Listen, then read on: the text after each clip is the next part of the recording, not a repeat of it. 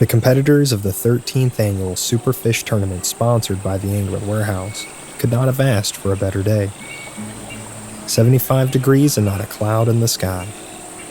The competition was open to just about every type of fish that Lake Michigan had to offer. But when several large pumpkin seeds or large carp counted the same as an average-sized sturgeon or catfish, the fishermen were always on the hunt for the big one. The teams consisted of no more than 2 to a fishing boat with a single outboard motor only.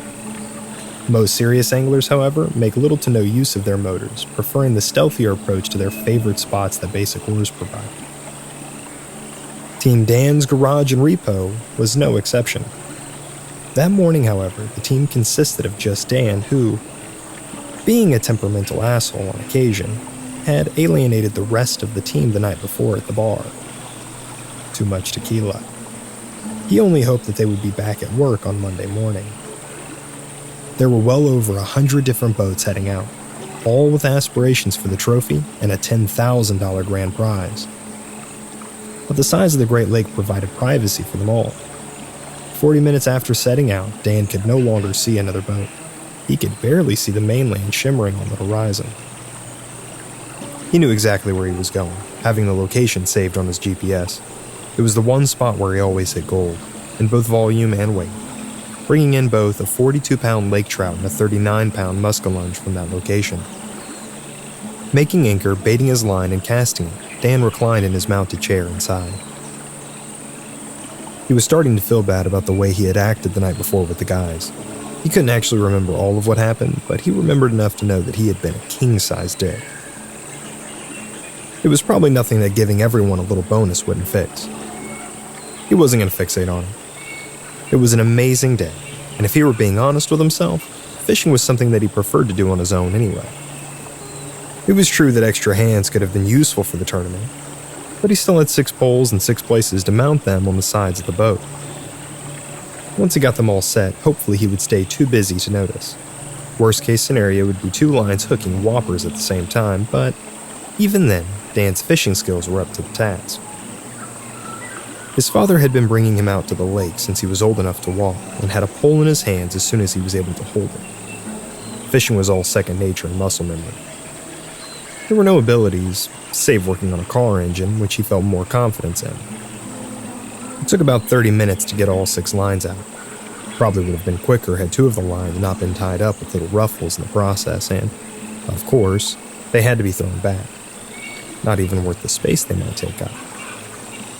He hoped he hadn't parked in the school again. When he got back to his seat, beer in hand, he checked his watch. Not quite 6 hours to go. "All right, Fish," Dan informed them. "Let's get busy, shall we?" The first hour passed with a relative disappointment, and although there was an 8-pound carp in the hold, Dan was contemplating a new location, as inconceivable as that might have been before he got there. This was, without a doubt, Murphy's Law in action. Throwing his 3rd empty Coors bottle into the water, and sighing for a way too manyth time, he reached for the GPS mounted to the front dash. His hand never got there. The rear starboard line took off like a shot, whirling loudly. Whatever he had hooked was moving fast, and it was big.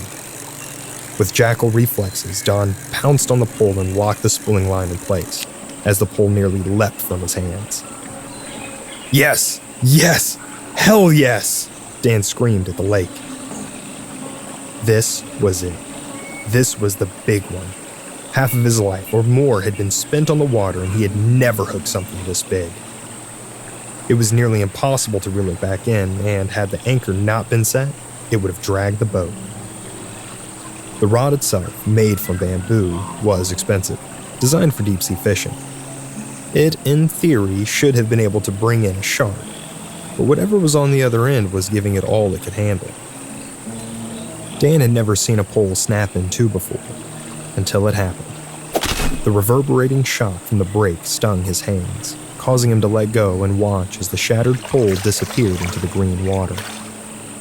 "Son of a bitch!" he exclaimed, throwing his stinging hands into the air in disgust. His opportunity to go down the annals of fishing lore as a legend had just swam away with one of his all-time favorite fishing poles. What the hell could that have been, anyway? It felt larger than a Lake Michigan record, a 193-pound lake sturgeon. It felt like, of all things, a shark or something bigger, but of course that couldn't be possible. Despite internet pranksters' attempts to convince people otherwise, it was impossible for sharks, whales, squids, and all number of creatures to survive in the Great Lakes. Saltwater species just weren't designed for the freshwater bodies of water. Whatever it had ruined his day. Whether he won the tournament or not, there was no doubt in Dan's mind that he would never, ever forget the one that got away. He threw himself back into the captain's chair and grabbed another beer, utterly sickened with the turn of events. The alcohol never reached his lips. Another line, this time port side, whirled into frenetic action, much like the first. Dan jumped up and locked the reel, snapping the line to tautness and bending the rod to an unnatural angle. Leaving the pole in its mouth, Dan spun around to grab his rubber-gripping gloves from the tackle box. His hands had already paid to learn a lesson he wasn't keen to repeat. With adrenaline-fueled speed, Dan had the gloves on in seconds flat. Unfortunately, it was still too slow. The fishing pole's mount, which was drilled into the fiberglass hull of the boat, tore itself free. The pole, mount, and a small chunk of fiberglass vanishing into the lake before his shocked gaze. Gawking in disbelief, Dan's mind fighting to rationalize what the hell he had just seen, a third line began zipping away to his right. What the? He locked the line down and grabbed the handle in his gloved hands. There was no damn way he was losing another pole. He knew immediately that it was the same beast that had already stolen from him twice. It made no sense. Even if he had somehow managed to hook the same mutated 500-pound sturgeon twice, it went against its primitive instincts to hang around in the same area. After getting away the first time, the son of a bitch should have been 100 miles away by now. Fish are primitive creatures which act on generations of repeated behaviors to dictate their actions. They're not capable of higher-level thought processes along the lines of revenge. But damned if the thought didn't go through Dan's mind as he battled against the beast.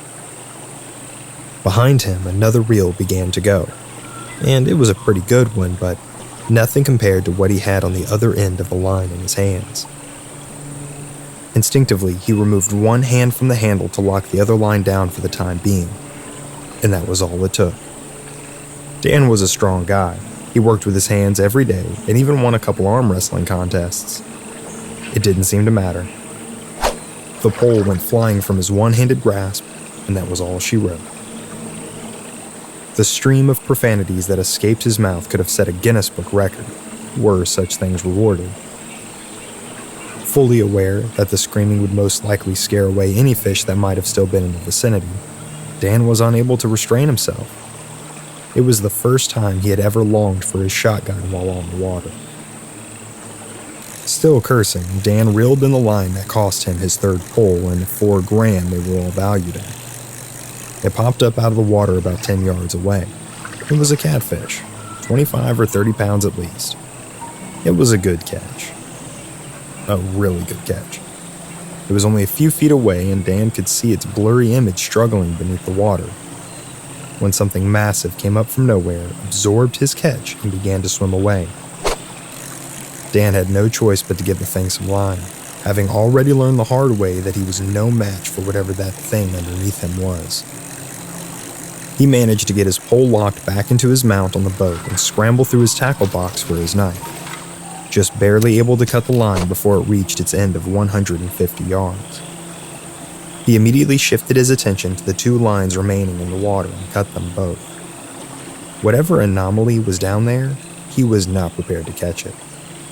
He may have been a jerk sometimes, but he wasn't a dumb man, knowing when to throw in the towel. After getting his last 3 poles stowed away, Dan grabbed his cell phone and set it to record, desperately wanting to get some type of footage.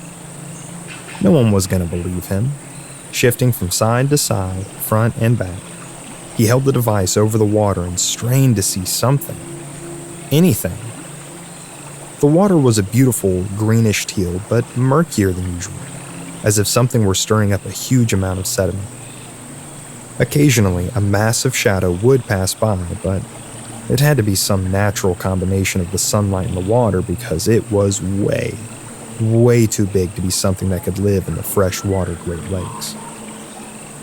If Dan were to believe that dark shape in the water was, whatever that thing was, then it would easily be the size of his tow truck.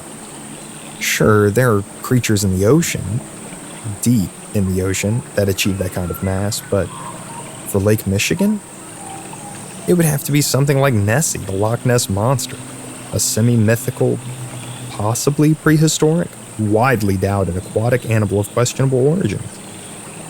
Maybe he'd be famous for discovering the Lake Michigan Monster? It did have a nice ring to it. Seeing the hazy shadow, Dan jumped to the front of the fishing boat, really only a glorified dinghy, and leaned over the water as far as he safely could. Suddenly, a thunderous crashing and ripping noise blasted out from the rear of the boat, simultaneous to the boat itself violently jerking portside and nearly capsizing in the process. Dan's guardian angel somehow kept it upright, but not before a number of contents spilled out, including his cell phone. He ended up needing both hands to grasp the boat and keep from going into the water as well. Dan waited for the rocking to cease before peeling himself from the waterlogged bottom of the boat and turning to see what the hell had just happened. What greeted him at the rear of the boat was like nothing he could have imagined, even in his nightmares.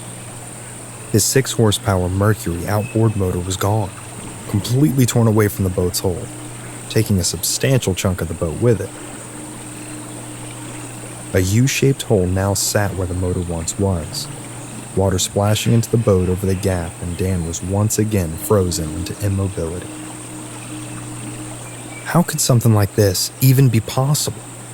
What sort of thing was even capable of the inconceivable devastation just waylaid on the biggest love of his life? The Jenny Sue. The original Jenny Sue had left his life nearly 20 years ago, but that boat never strayed, always remaining faithful. Now she was... Oh God, Dan gasped, feeling as helpless as a child. He wanted to know what to do. He wanted to jump into action. But none of his skills and experience had prepared him for this. About to take a step towards the destruction in some meager attempt at an evaluation, Dan was knocked to his knees again. The Jenny Sue jerked forwards again and began gliding through the water with more speed than should have been possible with her motor gone. Gripped with fear, it took Dan several terrifying seconds to discover the source of the propulsion. Except he wasn't being propelled. He was being pulled. Something, with strength that shouldn't have been possible, had taken hold of the anchor and chain and was pulling the boat towards an unknown destination. Water splashed over the sides and rear, soaking him and causing a shiver, despite the warmth of the day. His brain felt locked by panic, and it was only by some miracle that he remembered the emergency release for the anchor which would detach the chain from the vessel entirely. It felt like slow motion as he fought the growing momentum and made his way to the release latch in the front. He pulled the latch, and Jenny Sue slowly cruised to a stop as the chain rattled off its spool and into the deep. Dan fell back into his seat with a huge sigh of relief and reached for a beer. They were gone. Of course. Dan surveyed the disaster that he once considered his most reliable vehicle.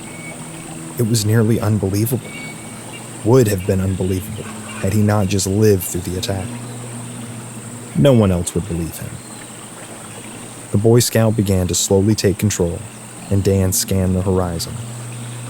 Land could not be seen in any direction, and the sun was directly overhead to boot, so it would give no indication of the direction he needed to go for another hour at least. At least he still had the GPS mounted to the hull. Dan grabbed it and peered down at the screen. It was still working. In the quick moment that it took for his middle-aged eyes to adjust their focus, a loud splash could be heard from behind him. Dan spun in his seat just in time to see the 2-foot, algae-covered anchor in its thick chain coming down through the air and hooking itself on the rear of the hole onto the side of the gap where the motor once was. The second it became hooked, the chain went taut, and the boat was in motion again, except the wrong way. This time resulting in a much choppier ride. It was a struggle to stay aboard and make his way back to the anchor, the boat nearly tipping twice with its weight shifting towards the rear. Desperately trying to grasp the firmly hooked anchor, his hands kept slipping off the slimy metal. Fear had every nerve in his body tingling. He didn't want to die here. He wasn't even wearing a life jacket, for heaven's sake. Dan heard a slight crackling noise beneath the splashing waters, drawing his attention to the small but expanding fissures in the fiberglass beneath the anchor. Jenny Sue was beginning to pick up real speed as the front of the boat bounced violently up and down on the water, higher and higher each time. There was no way he would stay upright much longer. Bracing his back against the base of the seat, Dan began kicking the anchor. The cracks got larger and larger, and just as the boat reached a vertical position 90 degrees from the plane of the water, Dan was able to shatter the portion of the hole that had been caught, sending the anchor zipping into the water. Jenny Sue came crashing down on the water with a thud, the momentum bringing it to a complete stop. Gasping for air, teetering on the verge of hyperventilation, Dan had never been so terrified in his entire life. When he was 10 years old, Dan had walked in on an argument between his mom and her boyfriend at the time, Frank. They didn't stay together for long, and that moment was the reason why. Frank liked to use his mother as a punching bag, and on that particular day, after seeing his mother lying on the floor and bleeding from her mouth, Dan decided he had had enough. Attacking Frank with all the hatred and fury a child could muster, the end result was his nearly being choked to death. Frank would have killed Dan had his mother not clocked him from behind with a frying pan. In the moments it took for Frank to gather his senses, his mother got them out of the house and called the police. The fear he felt then, and the weeks subsequent to Frank's release from jail, were the bar by which he would measure every scary moment in his life. No matter what terrible thing might happen, he could always tell himself, at least it's not as bad as that day in the kitchen with Frank. Until now. This shit blew everything he knew about fear out of the water. Heart pounding its way out of his chest, sweat mingling with lake water. He had never known such distress could exist. It was beyond anything his mind could easily digest. Before he had any semblance of a chance to calm his nerves, a familiar splash came from behind him, somewhere. Dan closed his eyes and prayed, "Please, God, just make it go away." For the moment, his prayer was answered by the loud clink of metal on fiberglass as the anchor glanced off the port side of the Jenny Sue. The ricochet's vibration was the jolt Dan needed to break free from his anxiety-induced state of catharsis. Gripping the captain's chair, he got to his knees and strained his neck to scan the area. It seemed calm. He had to get out of there, or it was going to kill him. With trembling hands, he reached for the oars strapped to the side of the boat. It was the only way he was going anywhere now. The splash came again, and Dan spun his head to see the anchor shooting up into the air and then arching back down towards the boat. This time, it made better contact, hooking one of its 3 inverted prongs into the plastic fishing pole holder mounted to the edge of the boat. Instantly, it was pulled tight again, but instead of dragging the boat, it merely ripped the pole-holding piece of plastic from the boat. Dan fumbled for the oars again. This was getting desperate. He managed to free one when the splash came from directly in front of him. This time, he saw the piece of metal eject itself from the still water like a rocket. It was going higher each time. He watched it intensely as it curved in the air and came right at him.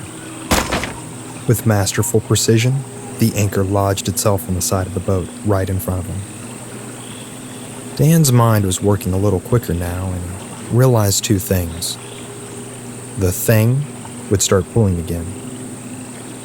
And with the anchor hooked on the side of the boat, it wouldn't be very far before he flipped, or just broke into pieces. The second thought, amazingly enough, was even more disturbing than the first. The way the anchor and chain had sailed through the air, it was familiar. It resembled the way his own fishing line looked when he cast it out into the body of water. Whatever it was, he was not fishing for it. It was fishing for him. He was the big one, and it seemed he would not be getting away.